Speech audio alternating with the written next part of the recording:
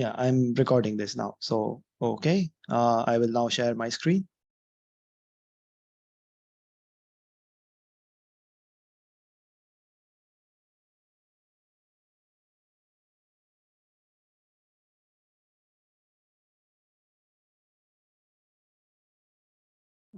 Just a sec.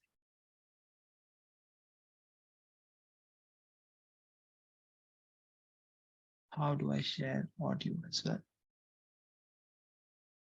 Hello, and welcome to my final presentation for ECE570. Hi, are you guys able to listen to the audio?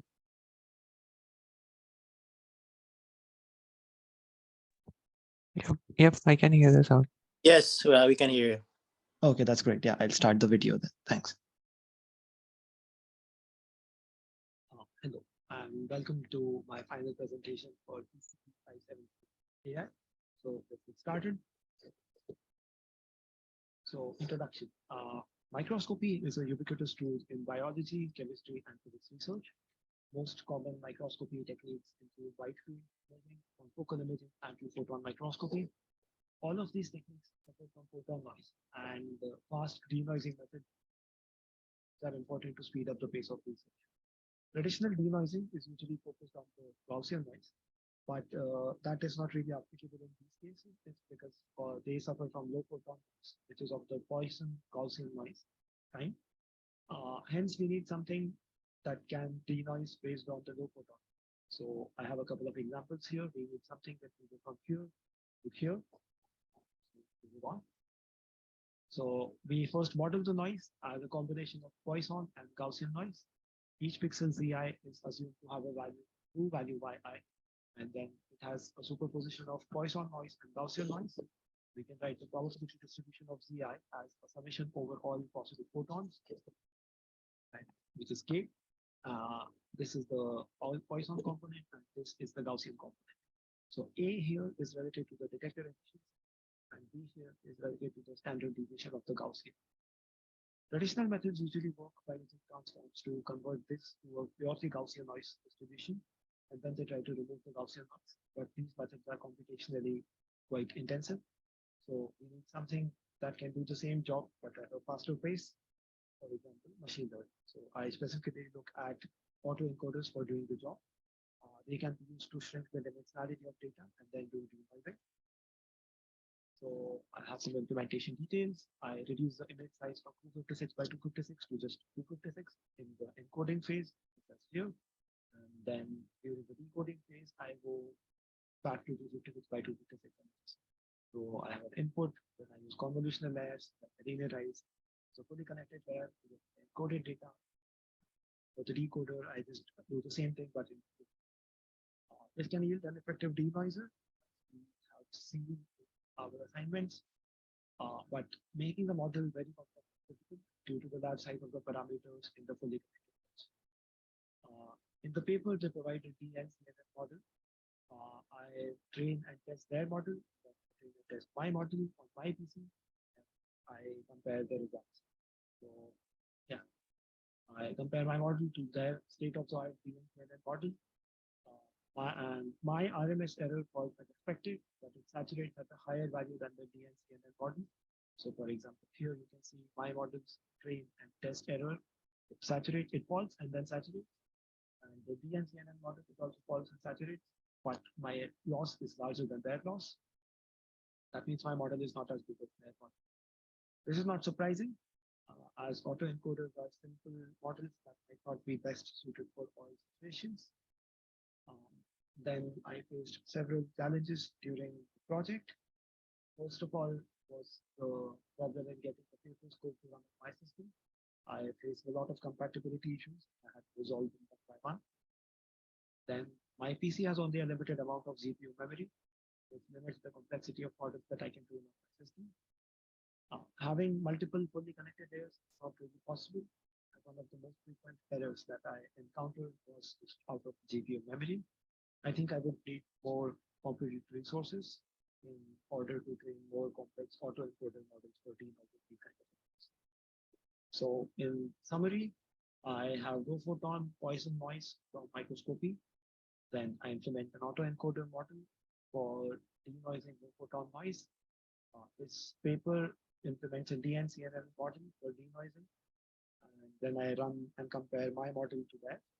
I lost shrink with the epochs during the training and testing phase, but the DNCNN model still performs better in comparison. Uh, I think I would need more compute resources to take this project further. Thank you. With that, I conclude my presentation.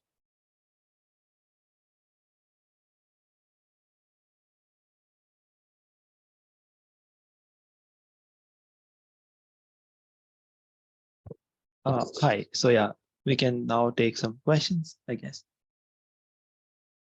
Hi, Samuk. Great Hi. presentation. Thank you. So I have a very basic question. You basically made a denoising autoencoder, right? Yes. But in class, when we trained denoising autoencoder, we had a clear image. We added noise to it, and we compared output with the clear image to get a loss function. But what is your clear image? Because you have the noisy microscope data. So Okay. Yeah. So let me share my screen. I'll show you something just from the presentation. So yeah. So for example, if you look at these two images, the left is the noisy and the right is the denoised one. So mhm, what they do is that they take the same noisy image 50 times and then they average it. And then using statistics, we can basically prove that the noise component can be reduced very significantly when you take 50 averages by like 1 by root 50, something like that, by 1 by root n. So that can be treated as the ground truth image. okay, okay, got it. Yes. Uh, Second question I had was you said you were running out of GPU, that was the error you faced the most. Yes. But you also said you train and tested their model which the paper presented, and I'm assuming it would be very complex and very Yes. computational intensive. So how did you resolve that, like Yes. training and So testing their model? yeah. So the DNCNN model is a purely convolutional model. They don't have any fully connected layers. Okay. So if you don't have any having fully connected layers increases the weight of your model by a very significant amount. I was trying to use some fully connected layers as well, just to see what happens. And that Mhm. is what we've done in the homework assignments as well. So I thought I'd just start at the basics, but I was not able to fit the entire model because typically I think in machine learning, training and testing is done on like 12 gigabytes or maybe 16 gigabytes of VRAM in the GPU, which I do Mhm. not have. Okay. So yes, I guess then I'll stop sharing my screen and we can go to the next presentation. I guess it's already 8 minutes. Yeah. Okay. I'll share my screen. Okay. Thank you.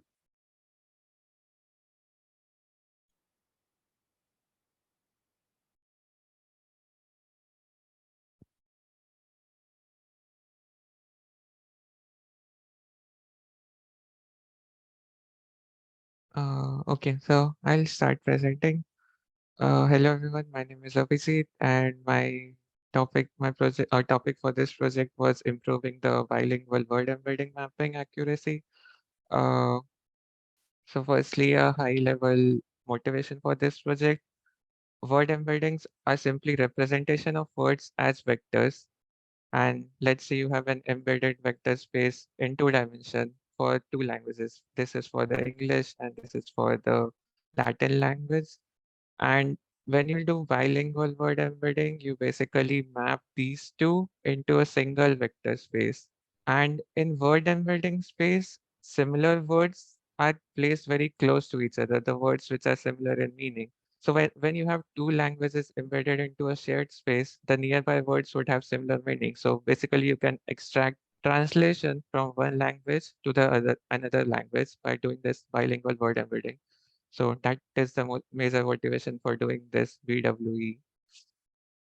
Uh, so for this project, instead of focusing on the implementation of bilingual word embedding, I focus on improving their accuracy by looking at these two components, like the initial word embedding from the two different languages. So for that, I'll discuss more about monolingual word embeddings. This is the most important step in any NLP task since machine doesn't understand the words and what it works with are numbers. So what word embedding do is they represent words as numbers. So through word embedding, we try to embed the semantic meaning of words into the vectors itself. And this is a very powerful tool since it can learn operations such as king minus man plus woman would give you a queen. And it can also learn relationship between countries and their respective capital cities. And many more operations can be done. There are many types of word embeddings. What I specifically looked at are word-to-vec and fast text. So first one is word-to-vec. Word-to-vec is a two-layer shallow neural network that has been trained to recreate word context in linguistic terms. A large text corpus, which contains billions of sentences, are used for training a word-to-vec model.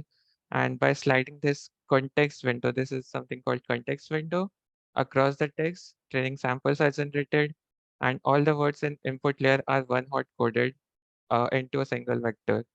Uh, the weight maps from the hidden layer to the output is what we represent as a word embedding. There are various type of word-to-vec algorithms. The one is CBOW and skipgram. So in CBOW, you basically try to predict the blue word using the neighboring words, whereas in skipgram, you use the blue word and try to predict the neighboring words. So that is the main difference between CBOW and skipgram. And the other algorithm is fast text. And fast text consider the morphology of the word, which is very important for language with large vocabulary and rare words. And in fast text, each word is represented as a bag of character n grams. So here is a 3-gram word for eating. And the sum of these vectors is what represent the actual word. This is of course better than word to vec as it captures more information, but it takes much longer to train.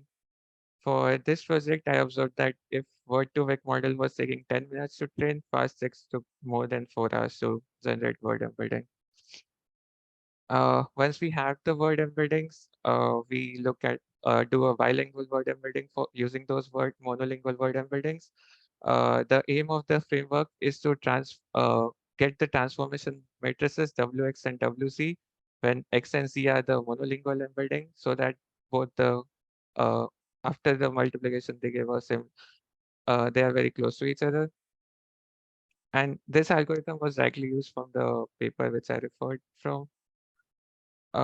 In the original paper, they only looked at monolingual embedding using word-to-vec CBOW, which gave a very poor accuracy. And what I did is I tried different bunch of all 4 types of monolingual embedding, and what I found is FT skip performed the best for this English to German translation and gave me almost 10% increase in accuracy from the original paper. And this was especially important because German is considered as morphologically rich language, and fast text generally performs better in case of a rich language. And yeah, this was the result of my study. But if we use fast text skip, we get a better result. And yeah, thank you for listening. I can answer any questions if you have. Yes. Hi. So I have a couple of questions. So you Yeah, mentioned the fast skip model, right? yeah. And you mentioned that it takes a lot longer to like train and like maybe 4 hours Mm-hmm. or something. Mm-hmm. So is it like a bigger model, or is it does it have more parameters, or why is it a bigger model? I mean, why does it take longer? So yeah, so for word embedding, these these uh these inputs are one hot coded. Basically, each word has so if you have 5,000 words in the training set, you would have a 5,000 dimensional vector, and it would be one for a specific word and zero otherwise. So when you divide each word into 3 grams, basically you are representing each word with more number of words. So you have much larger dimensional vector. That's why it takes much longer to train. I see. Okay. And what is the loss function that is used for word embeddings? Yeah, that is a very good question. So once you go from input layer to hidden layer to output layer, uh, they don't really compare input like the training sample directly to the output layer. They have a softmax layer after this, which gives a probability between 0 to 1 of whether the word is actually what you want. And they then calculate a cross entropy loss between the two, the softmax layer and the actual training output. So yeah, that is how they calculate the loss function. Okay, cross entropy between the softmax layer and the output. Okay. Hmm. And you mentioned that German is a more morphologically rich language, right? Maybe in the Hmm. last slide or somewhere. Yeah, So, yeah. so what do you mean that it's a morphologically rich language? How can you explain that further? Yeah, so by morphologically rich, I read in few literature what they mean is in certain languages, the grammar itself is embedded into the subject of the word. So the word itself changes based on the grammar of the language. Like they don't have specific and or are terms to represent subject and non-subject words, and verbs are sometimes embedded into the subject itself. And for instance, for German, in English, you say table tennis. These are two separate words, but in German, it is combined into a single word. So their fast text works better because it can learn separate parts of words separately. Okay, I see. Yeah, so that's very interesting. Yeah, thanks a lot for this presentation. This was very nice. Thank you. Thank you. Yeah, I guess we can move on.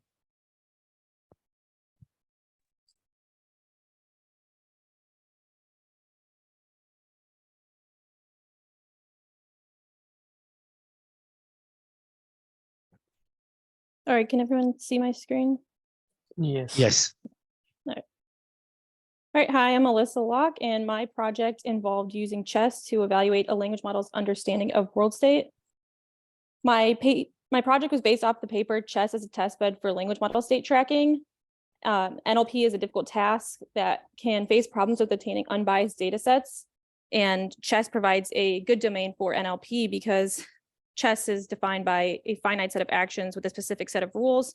So therefore, the correct action is known.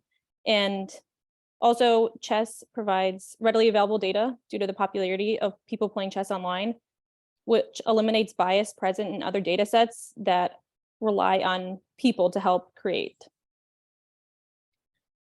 The first step of my project, I was doing a reimplementation from the paper, was to do data pre-processing, and I converted chess games from PGN notation to UCI notation. So the advantage of doing this is that UCI notation explicitly states the start and end square, whereas with PGN notation, the start square is not always given explicitly. I followed the pre-processing steps that the paper used to get valid and unique games between 10 and 150 moves. And the end product of this pre-processing was a text file with one game listed as a sequence of moves per line. The next step was to perform tokenization. A language model needs numerical input rather than the alphanumeric strings that the chess games are represented in. So I wrote functions to encode and decode the games. After encoding into the numerical tokens, I had to convert to tensors to pass to the language model. And then I had a decode function that would convert the predicted move from the language model back to the chess move. I used a pre-trained model released by the authors of the paper in the Hugging Face Transformers library. The one downside to using this pre-trained model was that there was no information on how the model was trained or how to use the model. For my reimplementation, I decided to focus on one of the tasks performed in the paper, which was called end actual. And that is where you're given a prefix of a game and the starting square of the next move, and the object is to predict the end square of the move. This is evaluated two ways. One is exact move accuracy, which is the accuracy of the model predicting the correct end square, and legal move accuracy, which is the accuracy of the model predicting a legal end square from all the possible moves.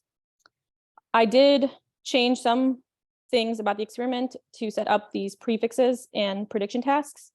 I wanted to kind of simplify the experiment. The paper used a lot of restrictions. In the paper, the authors used a set of 1,000 games, and they restricted the prefix length to 51 to 100 moves, and they did not include pawns in their prediction tasks. Instead, I used a set of 15,000 games, and I used the prefix length between 5 and the last move of the game. So essentially, I didn't restrict the prefix length, and I included all piece types, including pawns, in the prediction tasks. At the beginning, I was having trouble getting the data in the right format to pass the language model, and so I was experimenting with padding and the attention masks. Part of the tokenization process added a start and end sequence token. There wasn't much difference in using these, so I, in the end, decided to go without padding and no attention on the start and end sequence tokens. The results of my paper, you can see of my project in the third line of the table, are in black, and the results from the paper in red. So I didn't get good results at all compared to the paper, or to the paper. So I wanted to explore that further, and so instead of looking at just the top token that the model predicted, I looked at the top 5 tokens predicted, and that increased the accuracy a little bit, but still not good compared to the model. And then I also performed another task that the paper did, which is called random baseline. And this was just not using the model at all, just using a prefix and then finding all possible moves and picking one at random. And so for this, my results were much better than the papers. And so this was the first kind of the big sign that the differences in the prefix setup and prediction task setup affected the results. Because my results were better in that case, my best guess as to why my random baseline experiment performed better was that because I was including prefixes that were shorter, that results in moves earlier in the game where there's more pieces on the board and less possible squares to move to. So there's less. So that's why the accuracy improved with the random pick. I'm not entirely sure why my results were so much worse with using the model. I think it has to do with the prefix setup and prediction task setup as well. It's clear that since it's performing worse than just randomly selecting a square, that the model isn't tracking the pieces correctly in my experiment.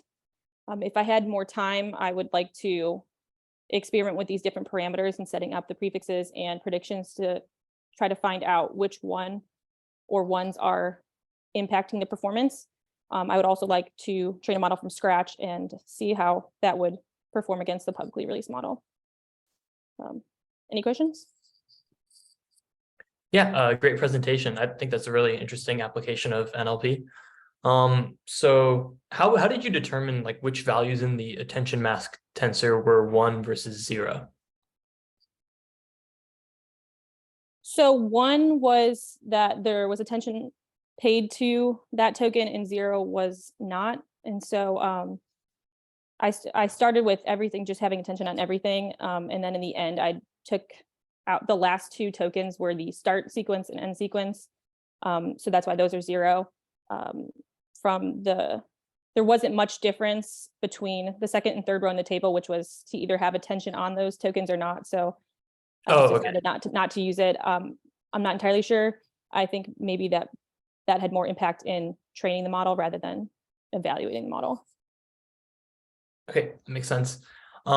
Second, what changes did you have to make to your experiment to include pawns from the research paper that didn't? I believe in their experiment, they probably randomly selected a prefix and then looked to see if that corresponded to a pawn.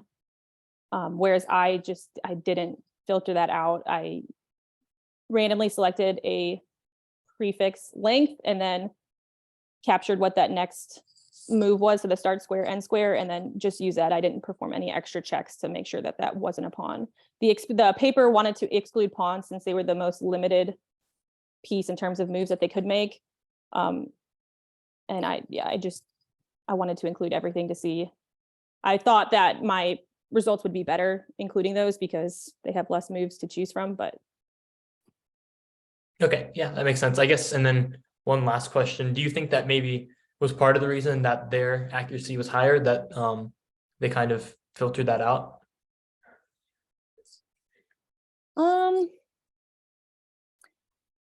I'm not sure. I think as I said, I thought that the pawn thing, I thought mine would be better since they performed their experiments using pieces that had way more possible moves. I think their results maybe could be better if they were using longer prefixes, that they were giving the model a longer period of time to track the pieces. Maybe my use of shorter prefixes just wasn't enough time. Also, I don't know that it would make much of a difference, but they used a really small sample size, only 1,000 games. I don't think it attributes to the whole difference between the results, but it could have some impact. It'd be interesting to see with more games that they evaluated on instead of 1,000. Great, thank you.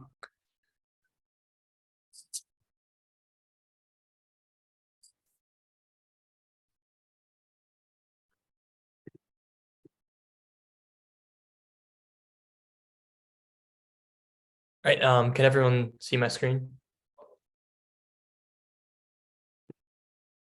Yes. Okay, great.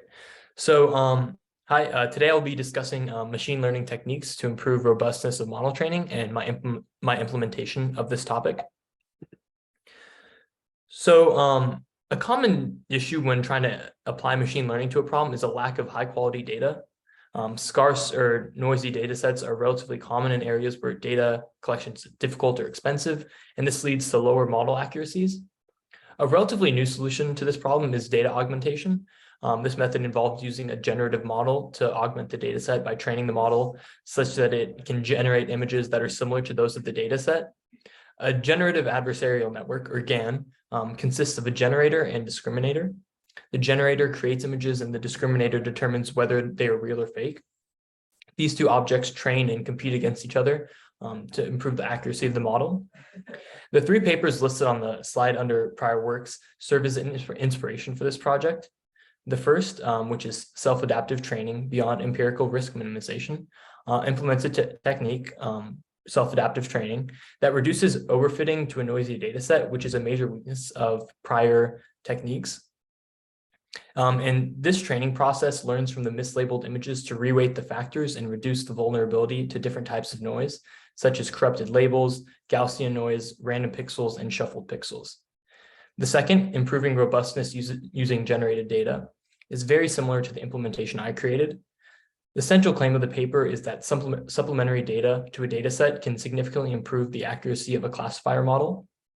The authors use a generative model to produce results that improved upon the state of the art. They do mention that this process does have weaknesses, including a lack of complementary data to the original data set and a reduction of the generalizability of the model. The final, data augmentation can improve robustness, is also similar to the second paper in my implementation. It also utilized the generator model to augment the training, but one unique feature was the use of model weight averaging as well. The authors tested a variety of cutting-edge data augmentation techniques, such as pad and crop, mix-up, cut-out, cut mix, and smooth mix. The model used in my implementation is made up of 3 layers. 2 are straightforward linear layers, and the third is a convolution layer. The forward step of the model involves using the convolution layer, max pooling the result, and then sequentially using the linear layers. Finally, the output tensor is scaled using the softmax function in PyTorch. The dataset used to train and test the model is the ECE570 dataset from the University of Toronto. Both the train and test datasets were downloaded and passed into a data loader with a batch size of 64. This achieved a test accuracy of approximately 60.5% on the raw data set. And the generator class of the DC GAN involves 4 layers of convolution transposed with 3 layers of batch normalization in between. Additionally, the rectified linear unit function, or ReLU, is applied intermediately as well, following each batch norm. And then finally, a hyperbolic tangent function is applied element-wise. The images produced from the GAN needed to be classified in order to allow the model to calculate losses and gradients. And the methodology I selected was to use a predefined PyTorch model, ResNet 18, which is on the cutting edge of accuracy that is able to be found for ECE570. And this served the purpose of classifying the models that were generated by the DC GAN. Finally, the training process with the augmented training set was very similar to the training process for the raw data set. However, every third batch in the model that was trained on the image generated by the DC GAN and classified by the Resna18 model. The accuracy of the model in the training method, no augmentation, was about 60.5% after 8 epochs of training. The accuracy of the model with the augmentation method was about 62.5% after 8 epochs of training. So this net improvement of 2% was created by the additional images generated by the DC GAN. The primary strength of the implementation is the ability to recreate the improvements that were observed in the paper that was chosen to be implemented. However, it would be arrogant to assume that this implementation is able to do as well as the authors of the paper, as their results were shifted up in the accuracy metric, and as a model becomes more accurate, improvements become exponentially more difficult to achieve. The primary weakness of this paper is its reliance on the secondary classification model to label the images that are produced by the DC GAN. This creates a reliance on the architecture used in the secondary model, regardless of how well it's constructed, and it places a limit on how well the primary model can perform. One improvement to make this implementation would be to use a conditional GAN that would generate an image from a label, removing the need for a classifying model that labels the generated image. Another improvement would be to modify the model architecture and the parameters to optimize results. So the clear next steps to further this implementation and its performance would be to redesign the DC GAN to be a conditional GAN. Like I said, removing the need for a classification model. Following that, and given more time and GPU resources, the optimization study would be the following step. Thank you. And I guess we can move on to any questions. Hi, good presentation. I had a couple questions for you. Yeah, go ahead. First, can you talk a little bit more about your evaluation step? Specifically, you said you had a 60% accuracy with no data augmentation. What are you actually evaluating there? Because like a state-of-the-art classifier on the ECE570 data set would be quite a bit higher than that. Yeah, so I didn't actually use the Resna18 as my base model that I compared with and without augmentation. That was just a model that I created to test on the data set. So that was the one that had 3 layers of convolution and 4 linear layers in between. Okay. And that was kind of the one that was trained without the augmentation, and the augmentation was where the Resna18 model came in to classify the images that were generated. Okay, that makes sense. Thank you. How did your results compare to the paper you were implementing? I think you said that you were not quite as accurate as the original paper. Yeah, so my results without augmentation were 60.5%, and with augmentation it was 62.5%. In the actual paper, I believe it was on the order of, they got closer to 73% without augmentation, and then they increased to about 75% with augmentation. So that was kind of what I was saying with, they just had a higher starting accuracy. So those improvements of 2% were definitely harder than the improvements from 60.5 to 62.5. Okay. Yep, that makes sense. And then I guess, did you or the paper try and implement this on any sort of sparse or noisy data sets? I don't know if there's anything out there that you could have tried. No, for this implementation, since I just tried to re-implement the paper using my own model, I didn't use any sparse or noisy data sets. I just use CFAR10, but I think that would be an interesting next step, because that is kind of the whole purpose of this research topic, to be applied to those kind of models. So yeah, I think that would be a really interesting next step to this project. Okay. Yeah, thank you. That's all I had. All right, thank you. And I guess I will go ahead and get my presentation fired up.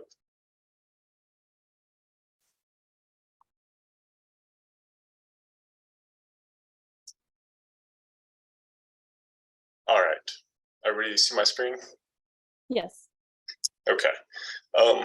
So hello, everybody. My name is Riley. This is my presentation on neural networks with binary value weights and activations. This type of network is also commonly referred to as a binary neural network or a binarized neural network. So let me use that terminology as well. So my motivation for this project was working in embedded controls on devices with limited memory. Typically, the use of neural networks is discouraged due to their size, so I went looking for smaller or more efficient nets. When I found this paper by Koburo, where they introduced a network with binarized weights. These are weights that can be represented with binary integer variables rather than floating points. And from there, I found a related paper by Li and Hao that took the binary neural network from the first paper and replaced the gradient descent-based optimizer with an optimal control-based algorithm. And being a control student, I thought that'd be a great paper to re-implement, and I started here. However, I quickly found that the optimal control-based optimizer was going to be prohibitively difficult, and I didn't really want to attempt to replace all the backpropagation algorithms that PyTorch already handles so well. I thought about implementing that paper without the optimal control-based optimizer and just use standard gradient descent, but at that point, I'd essentially be implementing the Koburo 2015 paper. So instead, to add a little more depth to the project, I opted to implement their 2016 paper, which included the binarization of the activations in addition to the weights. And I could still compare this implementation to the Li and Hao paper to kind of quantify the impact of their optimal control algorithm. And well, this was a 2016 paper. I did receive permission to use this one. And then as far as the actual implementation, I took the same fully connected or convolutional nets used in the Koburo 2016 paper, which I'll talk about more in detail later, and binarize them. The key aspect of binarizing a network is that real valued floating point weights and activations are still stored and used in the optimizer when training. This is simply because gradient descent relies on the accumulation of many small steps, which can't be captured with binary values. However, in the forward pass and when calculating the loss, the binarized parameters are copied back in and used. So this was done with some custom layers that I created. And then this slide is simply describing the binarization process in a little more detail. Another thing to point out is the use of the hard pan-h activation function, which is used to ensure gradients are 0 and the activation magnitude exceeds 1. This was just something that the authors found was necessary to cancel out these larger gradients to ensure proper training. Similarly, in the backwards pass, the real valued weights and activations are clipped between -1 and 1. This is also to prevent increasingly large values that don't help in training. And for evaluation, I created one binary fully connected network that was used with the MNIST dataset and 2 binary convolutional nets that were evaluated on the CIFAR-10 and Street View house number datasets, following what Koburo did in their paper. Details for these nets are listed in the slides. One thing to note, the Street View house number CNN had half the number of hidden units just to keep the training manageable with the larger data set. And all were trained with a square hinge loss function and an atom optimizer with exponentially decaying learning rate. So here are my training loss and evaluation error results for each network. Binary networks generally require many epochs to train, which you can see in the plots. I actually did not use as many epochs as they did in their paper, but you can see that my networks were stabilizing around 100 epochs, so I think that was ultimately inconsequential. And here are my results compared to Koburo's nets as well as the optimal control approach by Li and Hao. The Theano net is the closest to what I implemented. And as you can see, I fell a little short of their results. With my networks training more quickly, I'm led to believe there were differences in how I decayed my learning rate and potentially how their loss function was implemented. These topics were not covered in great detail in their paper. This was kind of the area I had the least area of confidence in my code. So pretty good, but not quite matching their state-of-the-art results. And lastly, here are just a few related topics if somebody would like to learn more about binarized or quantized networks. And in case I didn't mention it before, quantized networks is just the more general example where parameters are constrained to integer values, but not necessarily all the way down to 1-bit binary values. So one really cool thing about these discrete networks is GPU kernels can be programmed to handle these matrix multiplications in a way that's highly efficient and make training much faster, like up to the order of 7 times faster. And that top paper by Wu quantized all aspects of a network and eliminated the need for any real valued parameters, so you could potentially train the network on a device with limited memory. And that's all I had. Thanks for listening. And are there any questions? Great presentation. I have a few questions. The first was, so I know you were re-implementing what the paper did. Why did they choose 3 different data sets and use those 3 on 3 different networks? I don't think they had a specific reason, I guess, just to show maybe that it wasn't completely a one-trick pony that only worked on one data set. You can apply this binarization process to many different types of networks.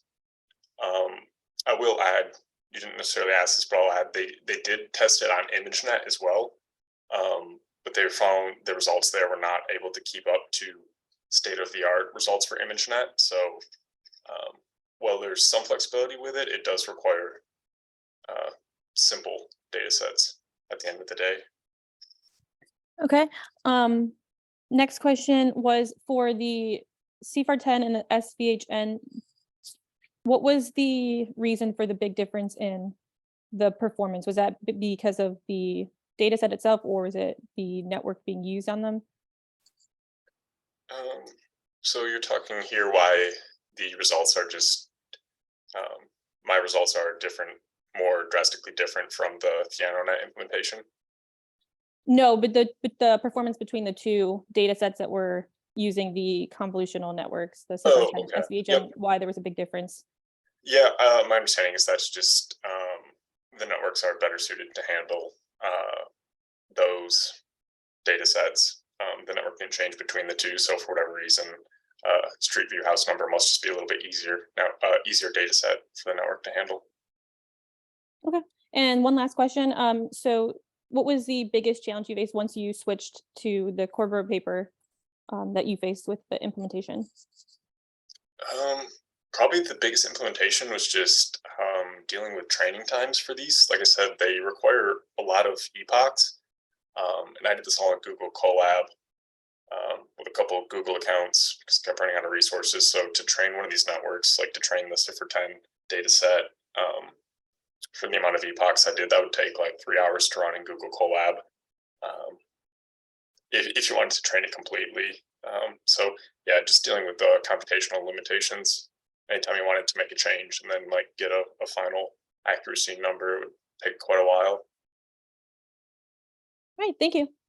Okay, thank you. All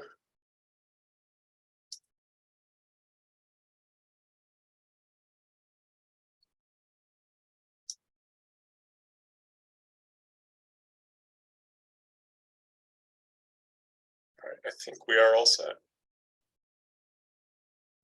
Okay, great. I will stop recording. I guess thanks everyone, and have a good holiday season. Yeah. Thank you. Thanks. You too.